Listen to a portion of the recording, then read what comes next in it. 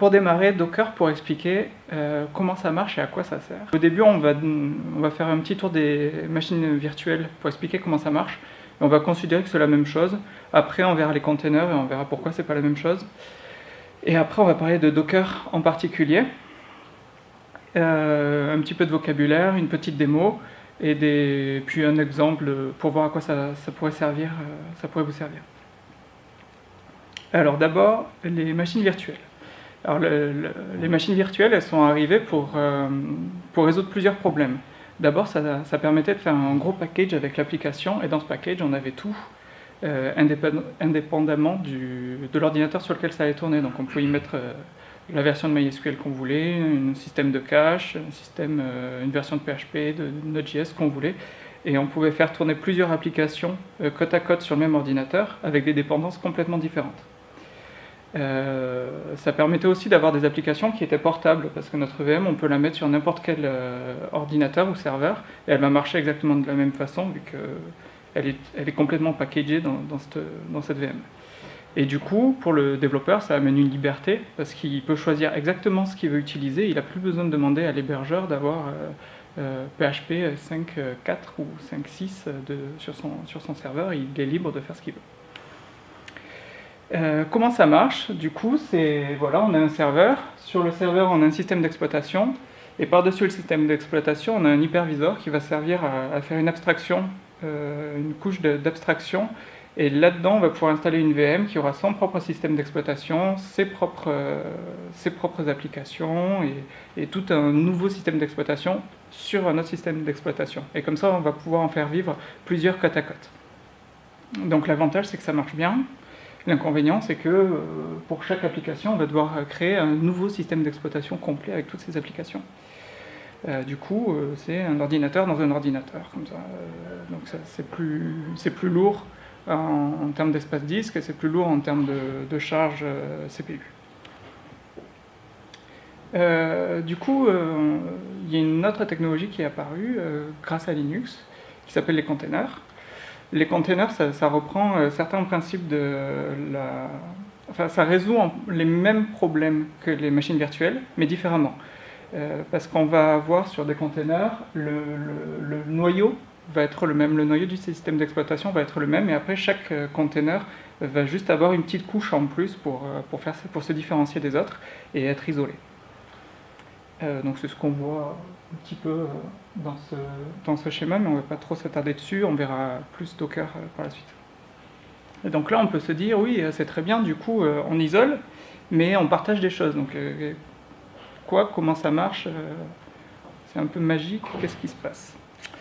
Les containers ils se basent sur une fonctionnalité de Linux, qui s'appelle les namespaces, et ça permet de créer une interface entre le système d'exploitation et le container. Et le système d'exploitation, il va pouvoir gérer le réseau, les utilisateurs, les processus, le système de fichiers, et dire à son container, pour toutes ces choses-là, c'est moi qui m'en occupe, et voilà, toi, ce que tu vois, c'est ça. Et donc on va pouvoir lui dire, donner à chaque container en fait, un système de fichiers complètement différent des autres containers, des utilisateurs avec des permissions différentes.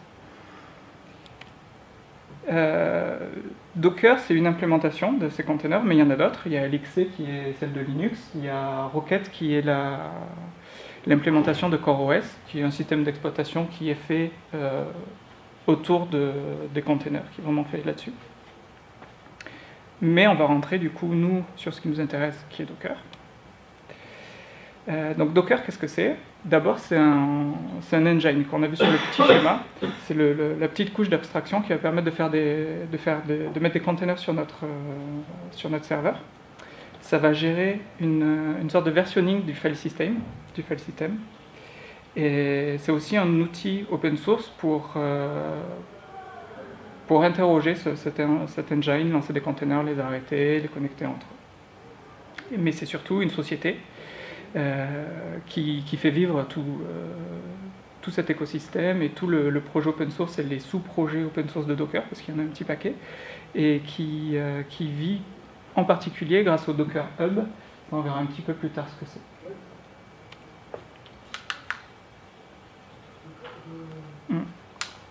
Alors du coup, avant de rentrer dans la démo, un petit peu de terminologie sur Docker.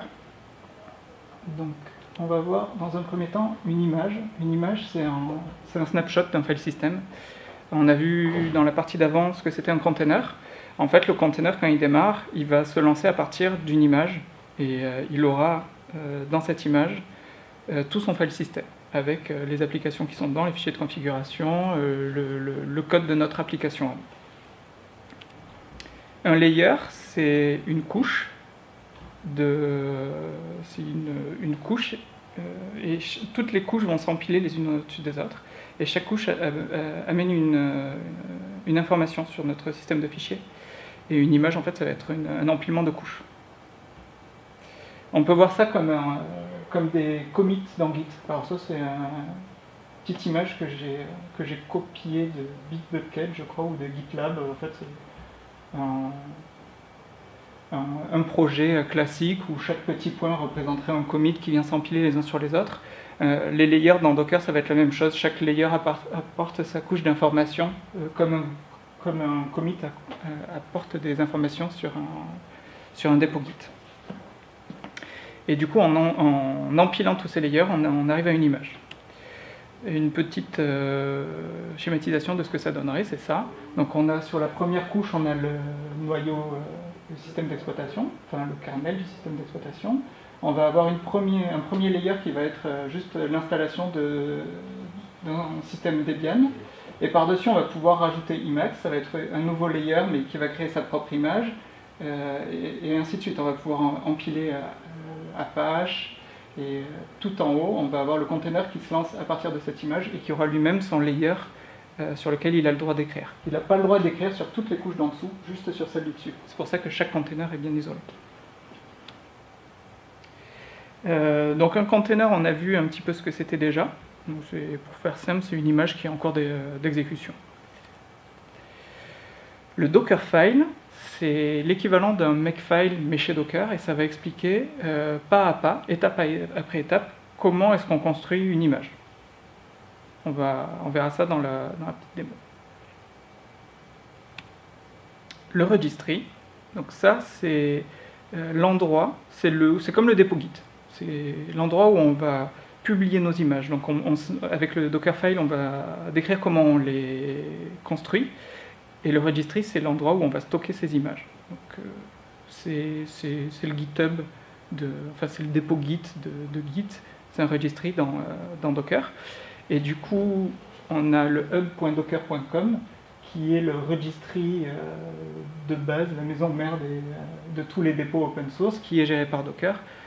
Ça marche comme GitHub, tout ce qui est public est gratuit. Si vous voulez des dépôts privés pour des images que vous ne voulez pas partager avec tout le monde, ben là ça devient payant. C'est exactement le même business model que GitHub. C'est là-dessus où on va trouver l'image Debian qu'on a vu par exemple tout à l'heure, où on va trouver toutes les images PHP, MySQL, tous les gros projets open source. Ils sont dessus, ils ont des versions officielles avec des builds automatiques. Pour chaque nouvelle mise à jour du projet, il y a automatiquement une nouvelle image qui est publiée derrière. Une petite démonstration. Donc je lance ma commande Docker avec un run pour créer un nouveau container et faire quelque chose dedans. Le -rm, c'est simplement pour dire qu'une fois que ça a fini de s'exécuter, il peut effacer le container en ce moment. Et après, on a Debian JC. Donc ça, c'est l'image que je vais chercher sur le registry Docker. Merci. Hop, là, voilà. Donc je vais chercher l'image Debian avec le tag JC. Et dedans, j'exécute echo world. Donc ça, c'est la première fois où je l'exécute. Ce que la commande me renvoie, c'est que j'ai pas l'image en local. Donc je vais aller chercher l'image. À ce moment-là, je vais la chercher sur le hub Docker. Et je récupère une image de Debian JC avec le hash. Encore une fois, c'est comme un commit GitHub, j'ai un hash et j'exécute hello world, voilà, tout simplement. Maintenant que j'ai cette image en local, on peut voir, si je relance la commande, il me dit juste hello world. Ça, je peux le faire autant de fois que je veux. Hop, voilà. Donc ça, c'est en ligne de commande. Si je veux, je peux faire la même chose avec un Dockerfile.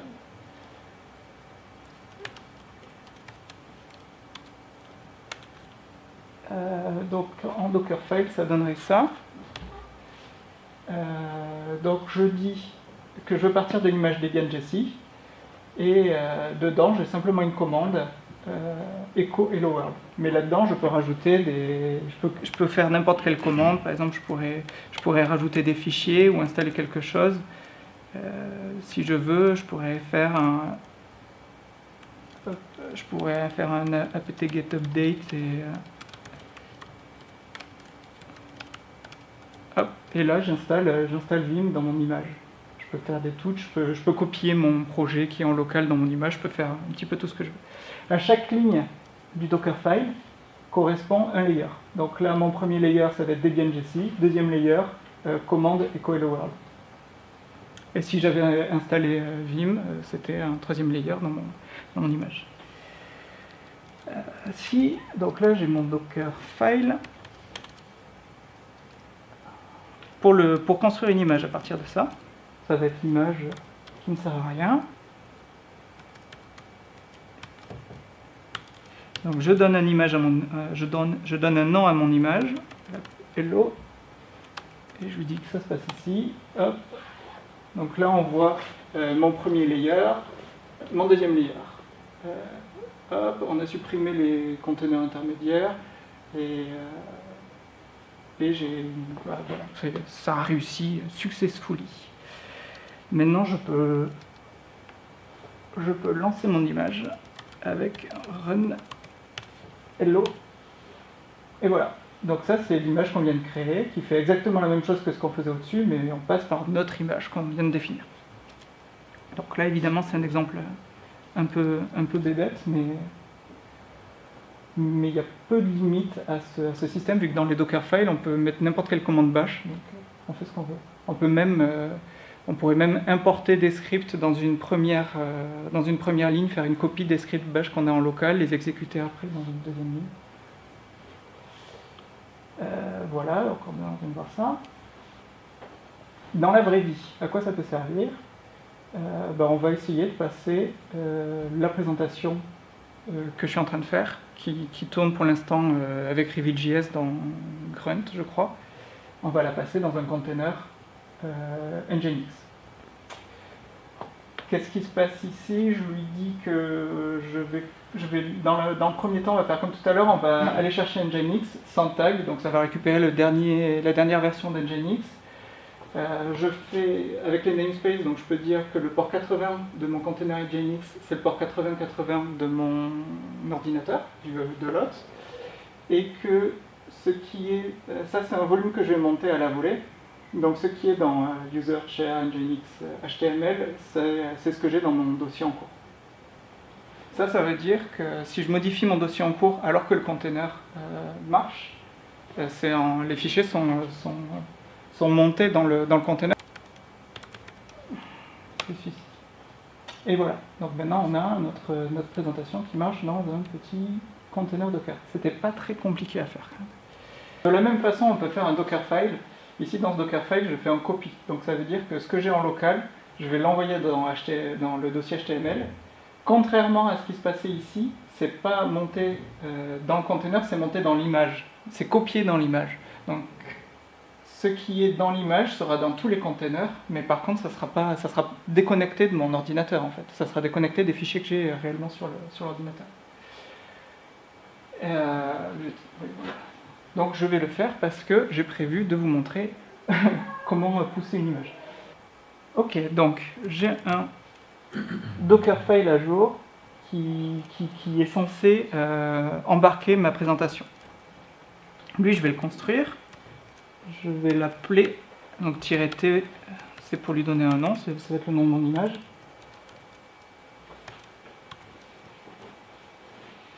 On va l'appeler comme ça. Je lui mets un petit namespace, c'est pour pouvoir le pousser après sur le registry de Docker. Donc encore deux layers dans mon image.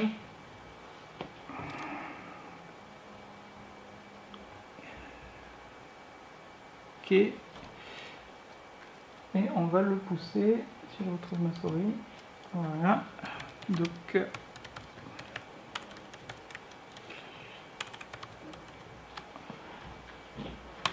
ça ressemble vraiment à Git sur beaucoup d'aspects.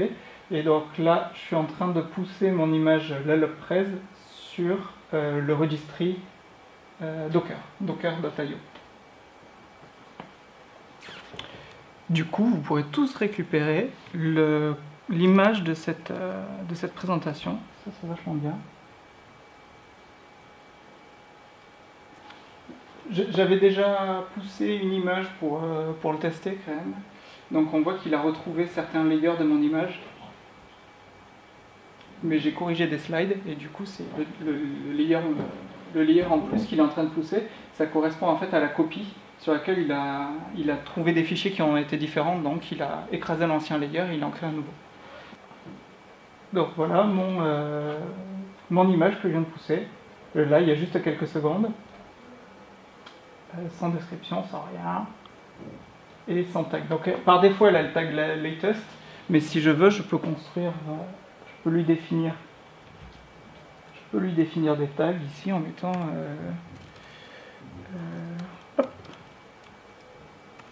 au build. Et voici la spéciale PWN. Donc là, rien n'a changé, il a construit très très vite. Et je la pousse comme tout à l'heure.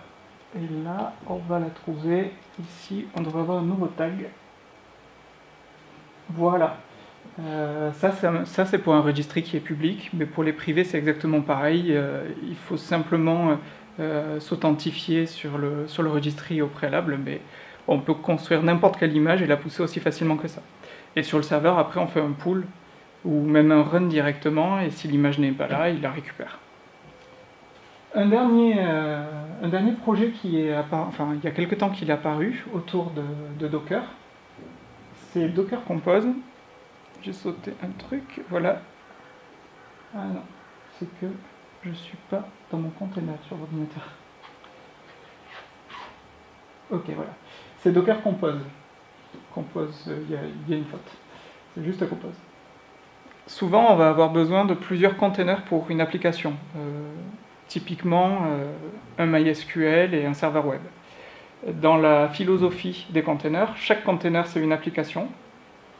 C'est une application, c'est une application pas au sens de l'application qu'on est en train de développer, mais le MySQL ou Apache. Et Docker Compose est là pour simplifier la configuration et la description de comment tous ces containers vont pouvoir discuter ensemble, qu'est-ce qu'ils partagent, sur quel port ils fonctionnent, quelles sont les variables d'environnement dont ils ont besoin et comment elles sont définies. Ça va être un Docker Compose ultra simple, vous voyez. Donc version 2, c'est parce qu'ils ont changé un petit peu l'écriture des Docker Compose. Donc il faut spécifier version 2 si on veut avoir les nouvelles versions. Donc on définit un premier service, donc là c'est présentation, mon image c'est celle qu'on vient de faire, la lalopprez, et je définis qu'elle est ouverte sur le port 80. Ici je ne définis pas le port local, du coup ça va affecter un port qui est ouvert aléatoirement. Mais je peux définir comme ici, je ne sais pas si vous le voyez bien, ici je définis le port 8001, donc là je sais qu'à chaque fois que je vais lancer mon Docker Compose, ça sera sur le port 8001. Ici, ce que je fais, ça correspond à la première version, le premier run que j'ai fait de ma présentation dans un container. Je vais récupérer l'image Nginx et je monte mon dossier local dans Nginx HTML. On reprend ce qui est défini en ligne de commande, mais on le décrit dans un fichier YAML. Ça simplifie un petit peu les histoires et après ça va permettre de rajouter plusieurs services et d'écrire leur interaction.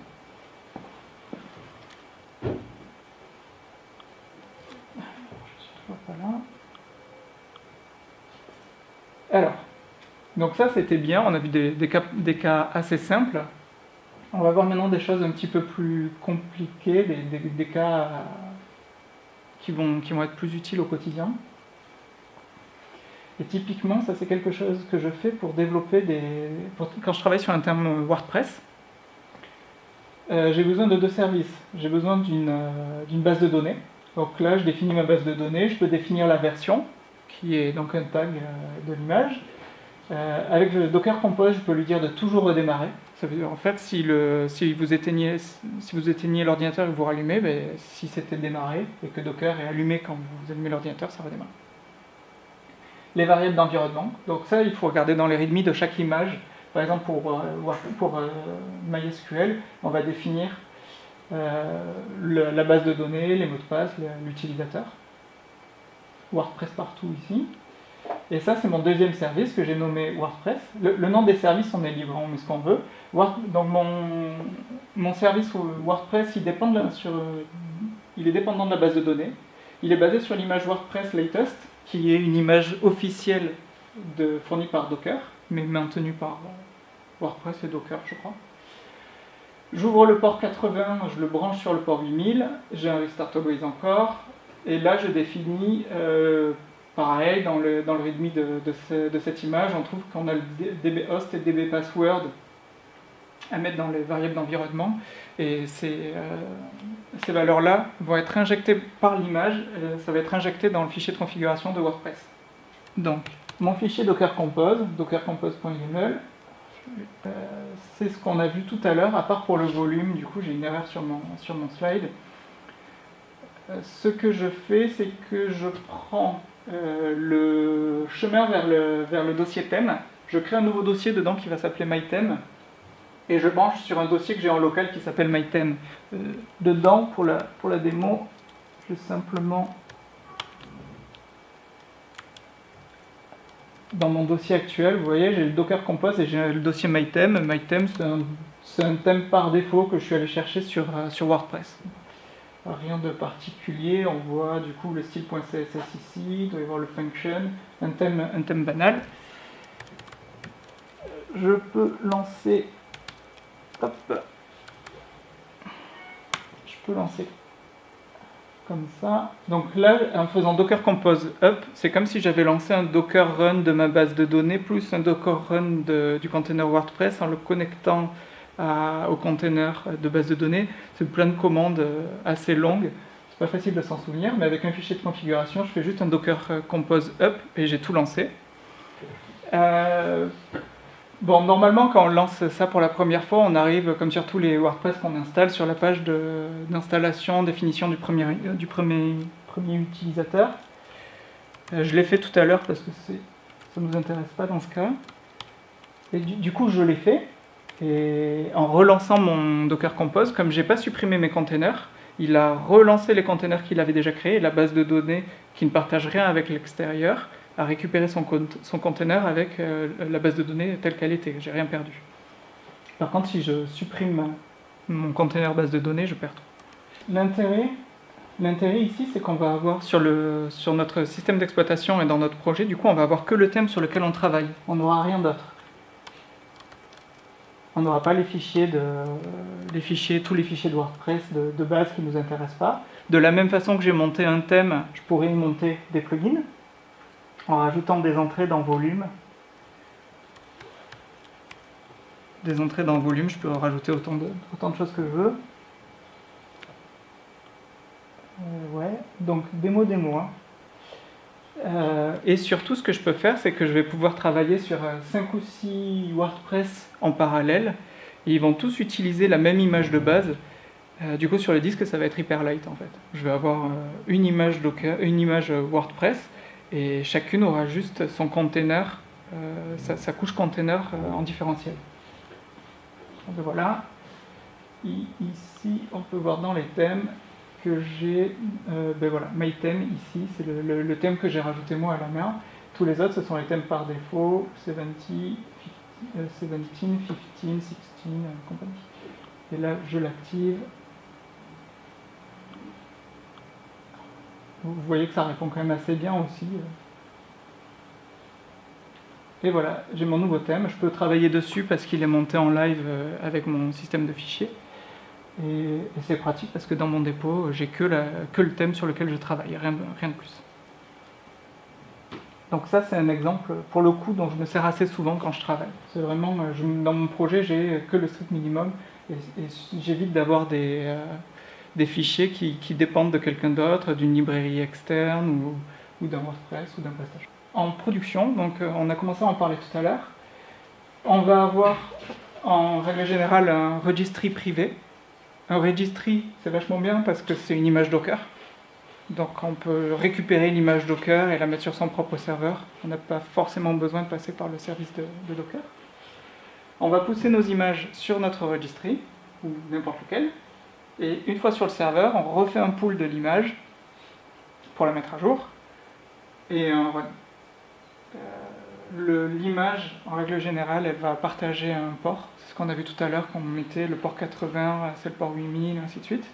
Elle va partager un port, et du coup, il y aura un proxy en face de tous les containers qui va dire pour telle URL et tel port, ben, moi je sais quelle application est là-dessus, et donc il va renvoyer la requête sur le container en question.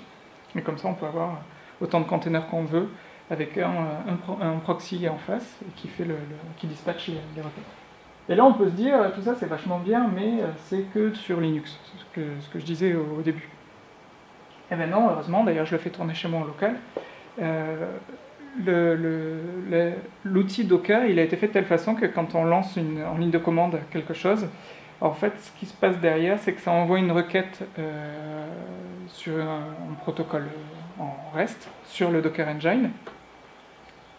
Résultat, en local, notre Docker, il peut taper sur n'importe quoi. Il peut taper sur le Docker local, il peut taper sur un Docker qui est sur un serveur distant, et il peut taper sur un Docker qui est dans une VM.